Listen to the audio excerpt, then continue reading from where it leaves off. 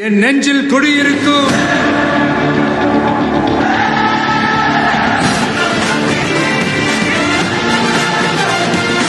என்னமா பேஸ் எப்படி இருக்கிறீங்க? ரொம்ப நாளைக்கு அப்புறம் ஹோமோ பாய்ஸில் ஒருத்தன் வந்து தனியாக சிக்கியிருக்கான். அவன் எதுக்கு சிக்கியிருக்கான்னு பார்த்தீங்கன்னா, இப்போ ரீசெண்டாக திருத்தணியில் ஒரு சம்பவம் நினச்சி பாருங்க. அந்த சம்பவத்தை பேஸ் பண்ணி சார் ஒரு கதை ஒன்று அளந்து விட்டுட்டுருக்காரு. அந்த கதையை தான் இங்கே வந்து நம்ம வந்து பார்க்க போகிறோம். அது மட்டும் இல்லாமல் 10 ரூபா பாலாஜி இருக்கார்ல, 10 ரூபா பாலாஜி, அவர் சில வேலை தில்லாலங்கடி வேலையெல்லாம் கரூரில் பண்ணியிருக்காரு அப்படின்னு சொல்லிட்டு இன்றைக்கி சிபிஐ கிட்ட செம்மையாக சிக்கியிருக்காங்க. அதையும் தான் இந்த வீடியோவில் பார்க்க போகிறோம். இன்றைக்கி நமக்கு ரோஸ்ட் ஆக போகிறது கொத்தடிமை டீம் அப்படின்றதுல மாற்றுக்கிறதே கிடையாது. என்னோடய சேனல் நீங்கள் யாராவது ஃபஸ்ட் டைம் வரீங்க அப்படின்னா சப்ஸ்கிரைப் பண்ணிவிட்டு பெல் பட்டன் ப்ரெஸ் பண்ணி ஷேர் பண்ணுங்கள். மறக்காமல் உங்கள் கமெண்ட்ஸை கமெண்ட் செக்ஷனில் போட்டுருங்க. அது மட்டும் இல்லாமல் என்னுடைய சேனலுக்கு நீங்கள் சப்போர்ட் பண்ணணும் அப்படின்னு நினச்சிங்கன்னா பக்கத்தில் தெரிகிற இந்த கியூஆர் கோடுக்கு ஸ்கேன் பண்ணி உங்களால் முடிஞ்சதை நீங்கள் செய்யுங்க. இது என்னோடய சேனலுக்கு மட்டும் சப்போர்ட் கிடையாது. இதில் வரக்கூடிய அமௌண்ட்டில் ஒரு பர்சன்டேஜ், அதாவது 50% அமௌண்ட் வந்து நான் நலத்திட்ட உதவிகளுக்கு செலவு செய்ய போகிறேன் அப்படின்றதையும் இந்த நேரத்தில் நான் பதிவு செஞ்சுக்கிறேன். ப்ளஸ் வாட்ஸ்அப் குரூப்பில் வந்து சேரணுன்னு லிங்க் டிஸ்கிரிப்ஷனில் இருக்குது. இந்தியாவில் இருக்கவங்க இந்தியா குரூப்பில் சேருங்க, யுஏஇயில் இருக்கவங்க யுஏஇ குரூப்பில் சேர்ந்துக்கங்க அப்படின்றத சொல்லிவிட்டு வாங்க வீடியோக்குள்ளே போகலாம்.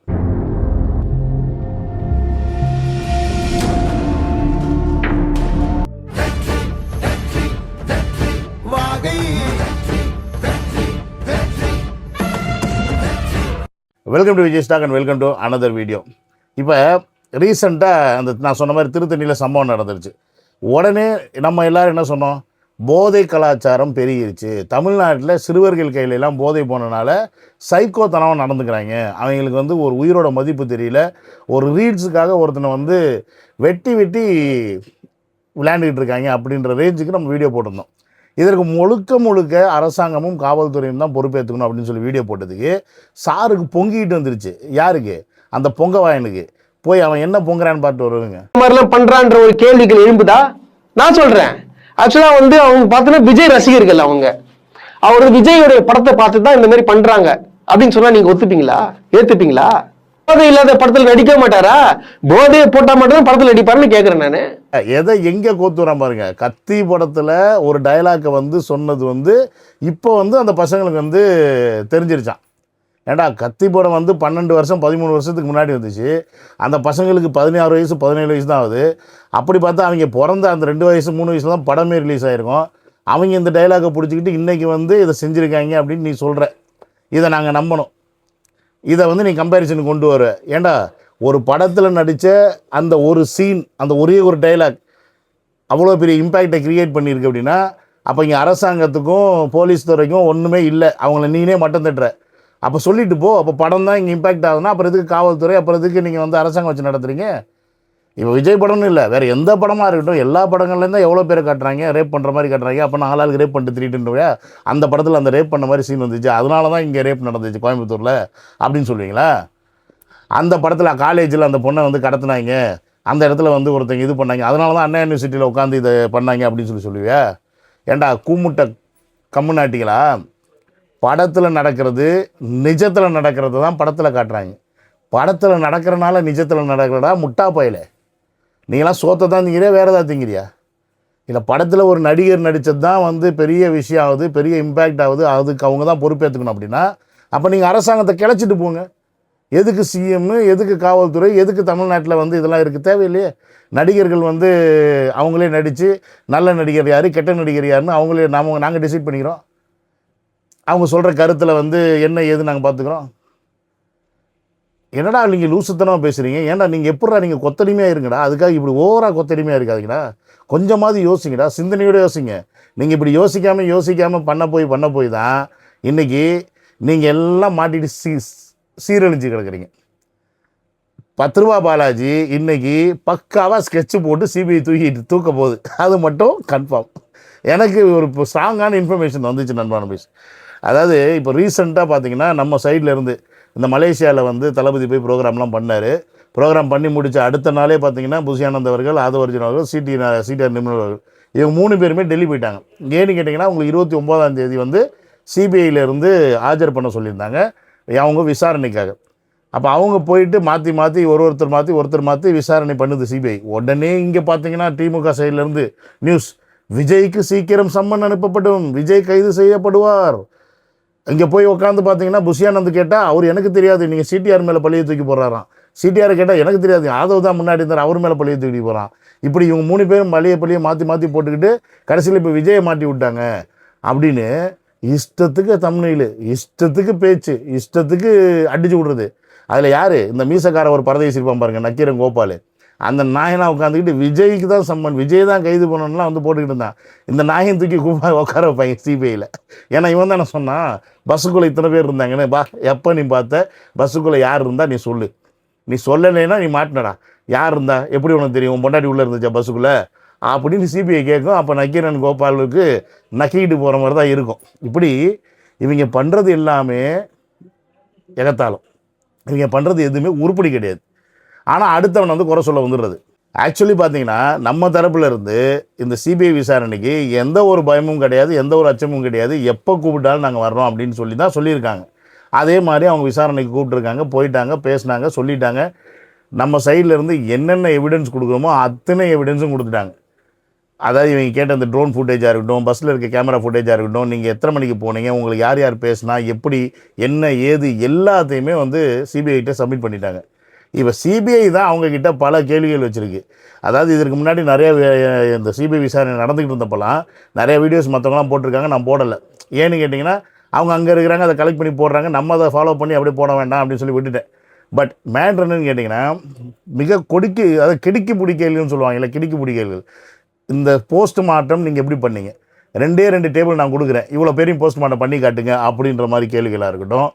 இந்த இடத்துக்கு எப்படி நீங்கள் வந்தீங்க இவ்வளோ சீக்கிரமாக இருக்கட்டும், இந்த மாதிரி பல கேள்விகள். அது மட்டும் இல்லாமல் இந்த சிபிஐ வந்து இந்த விசாரணை நடக்கிறதுக்கு முன்னாடி கரூரில் போய் இன்வெஸ்டிகேஷன் பண்ணாங்கல்ல, அப்போ நிறைய கடைகளில் மாட்டின சிசிடிவி ஃபுட்டேஜாக இருக்கட்டும், நிறையா பேர்கிட்ட பர்சனல் மொபைலில் எடுத்த வீடியோஸ்லாம் வந்து ஷேர் பண்ணாமல் இருந்தாங்க. ஏன்னு கேட்டிங்கன்னா அந்த கரூர் டயத்தில் வீடியோ போய்ட்ட அத்தனை பேரையும் இந்த அரசாங்கம் பிடிச்சி உள்ளே போட்டுட்டு இருந்துச்சு, உங்களுக்கு எல்லாருக்கும் நல்லாவே தெரியும். அதனால் பல பேர் என்ன பண்ணிட்டாங்க, வீடியோ போடுறதை நிறுத்திட்டு எதையுமே ஷேர் பண்ணாமல் வச்சுருந்தாங்க. இப்போ என்ன பண்ணிட்டாங்க, சிபிஐ கேட்கும்போது அது எல்லாத்தையும் ஷேர் பண்ணிட்டாங்க.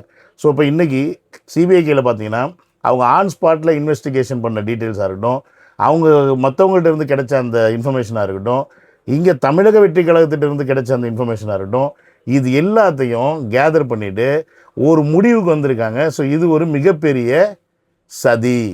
இதைத்தானே நாங்கள் ஸ்டார்டிங்லேருந்து சொல்லிக்கிட்டு இருக்கோம். என் வீடியோவில் மொதல் அதைத்தானே சொன்னேன், மிகப்பெரிய சதி, மாபெரும் சதி நடந்திருக்குன்னு.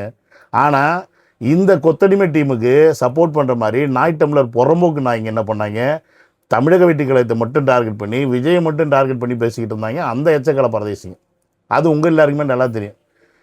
கொத்தடிமை டீம் என்ன பண்ணுச்சு, இருக்கிற ஒட்டுமொத்த மீடியாவையும் வச்சு விஜய் கொலைகாரன்னு சொல்லி பதிவு பண்ண பார்த்துச்சு. நீ எவ்வளோ பதிவு பண்ணாலும் அது மக்கள் மனசில் பதியலை அப்படின்றது இவங்களுக்கு தெரியல. ஆனால் அதுக்கு பதிலாக இவங்க எல்லாத்தையும் வாய் மேலே மக்கள் மிதிச்சிருக்காங்க அப்படின்றது இப்போ இன்னி கொஞ்சம் கொஞ்சமாக இவங்களுக்கு புரிய வருது. இதில் எப்படி இவர் 10 ரூபா பாலாஜி மாட்டினான்னு கேட்டிங்கன்னா, இந்த சம்பவம் நடக்கிறதுக்கு முன்னாடி நாளே ஒருத்தன் ஒரு ட்வீட் ஒன்று போட்டான் ஆவடியிலேருந்து. அந்த ட்வீட்டில் இன்றைக்கி ஒரு மிகப்பெரிய சம்பவம் ஒன்று ஈரோட்டில் இருக்குது அப்படின்னு கரூரில் இருக்குது அப்படின்னு சொல்லி போட்டிருந்தான் அந்த ட்வீட்டு. அவனை தூக்கி ஆல்ரெடி உள்ளே வச்சுட்டாங்க.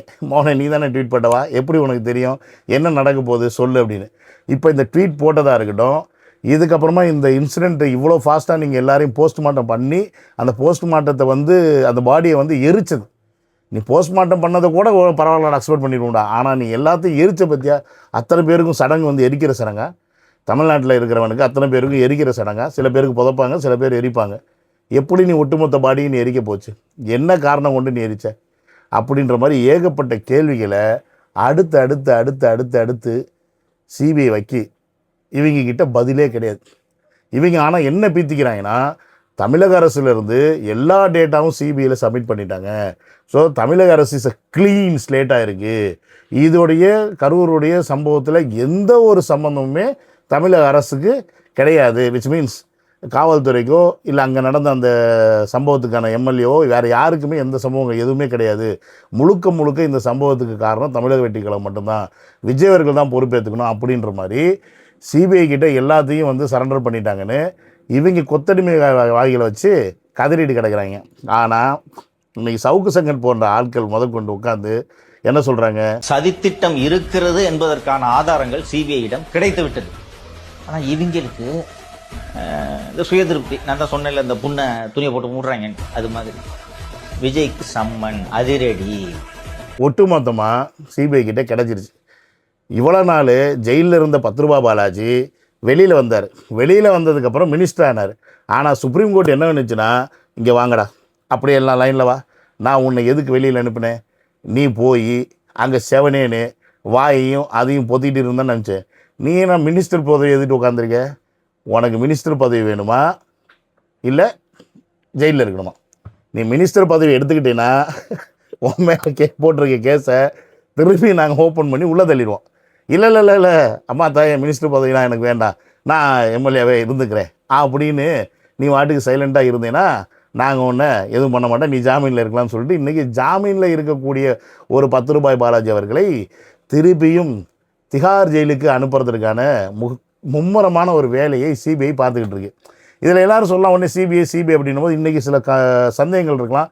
என்னதான் இருந்தாலும் எலெக்ஷன் நேரத்தில் சிபிஐ மாறலாமா, மாறிடுமே, அவங்களோட விஷயங்கள்லாம் வந்து ஒரு வேளை தமிழக வெற்றி கழகம் பக்கம் திரும்புறதுக்கான வாய்ப்பு இருக்குது அப்படின்னு சில பேர் சந்தேகம் இருக்கலாம். பட் இங்கே நம்ம கவனிக்க வேண்டியது என்ன அப்படின்னு பார்த்தீங்கன்னா, இது ஸ்பெஷல் இன்வெஸ்டிகேஷன் டீம். சிபிஐ மட்டும் நேரடியாக இந்த கேஸில் சம்மந்தப்பட்டு விசாரணை பண்ணலை. சிபிஐ அப்படின்றது ஒரு காவல்துறை மாதிரி அவங்களும் இன்வெஸ்டிகேஷன் பண்ணக்கூடிய ஒரு திறன் படைத்தவர்கள். அவங்க இன்வெஸ்டிகேஷன் பண்ணி அவங்களோட ரிப்போர்ட்ஸை எங்கே கொடுக்குறாங்க? அஜய் ரஸ்தோகி அப்படின்ற நீதி அரசர்கிட்ட சப்மிட் பண்ணுறாங்க. அவர் தான் அடுத்த டிசிஷன் எடுக்க போகிறாரு. அவர் தான் அதை வச்சுட்டு சுப்ரீம் கோர்ட்டில் சப்மிட் பண்ண போகிறாரு.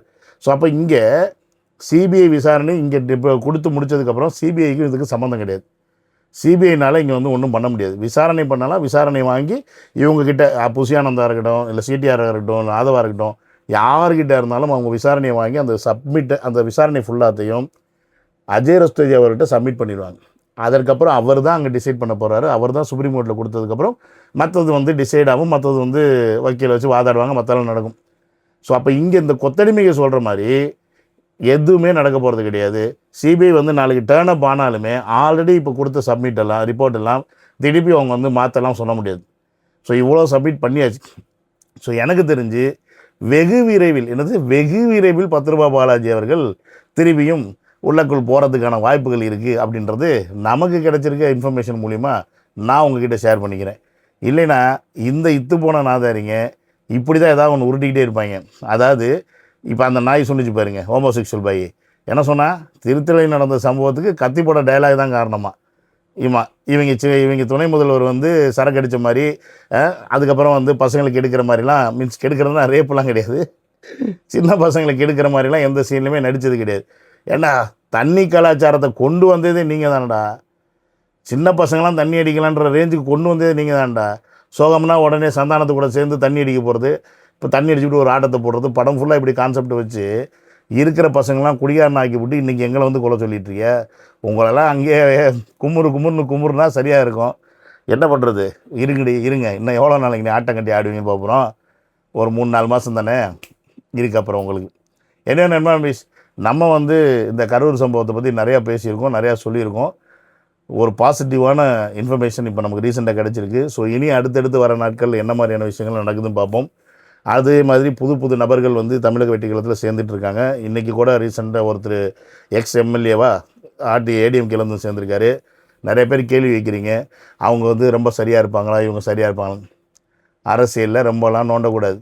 இந்த உலகத்தில் அரசியலும் இல்லை, இந்த உலகத்தில் எவனுமே சரியில்லை, எவனுமே தூய 100% நான் கரெக்டானவேன்னு சொல்லிக்கிறதுக்கு எனக்கு தெரிஞ்சு ஒருத்தனுமே இருக்க மாட்டாங்க. ஏன்னா நம்ம தகுதிக்கு ஏற்ற மாதிரி தப்பு பண்ணிகிட்டே தான் இருப்போம். ஒன்று நம்ம லஞ்சம் வாங்குவோம், இல்லைன்னா நம்ம லஞ்சம் கொடுப்போம்.